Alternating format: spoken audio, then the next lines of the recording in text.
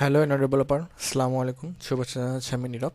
আজকে আমার আলোচনার বিষয়বস্তু হচ্ছে যে রিসাইকেলার ভিউ অ্যান্ড্রয়েড স্টুডিওতে ঠিক কীভাবে কাজ করে এই জিনিসগুলো আপনাদেরকে আজকে বুঝিয়ে দিব। যে রিসাইকেলার ভিউ বেশ কয়েকটা কম্পোনেন্টের সমন্বয়ে গঠিত। আপনারা দেখতেই পাচ্ছেন যে এখানে ডেটা সোর্স নামে একটা কম্পোনেন্ট আছে, দেন চাইল্ড কম্পোনেন্ট মডেল নামে একটা কম্পোনেন্ট আছে, দেন প্যারেন্ট কম্পোনেন্ট আছে, দেন অ্যাডাপ্টার আছে। সো রিসাইকেলার ভিউটা আসলে ঠিক কীভাবে কাজ করে এই জিনিসটা আমি আপনাদেরকে বুঝিয়ে দেবো।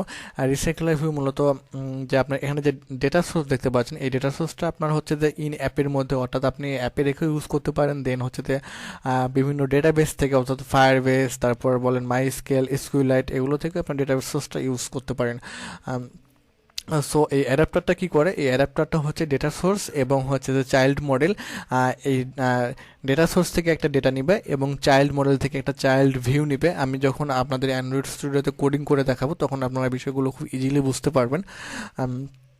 তো এই অ্যাডাপ্টার হচ্ছে যে এই ডেটা সোর্স এবং হচ্ছে যে চাইল্ড যে মডেল আছে সে মডেল, এই দুটোকে একটাকে গ্রুপিং করে সেটা হচ্ছে যে ভিউ হোল্ডারের মাধ্যম দিয়ে সেটাকে পুশ করে প্যারেন্ট কম্পোনেন্টে বসিয়ে দেয়।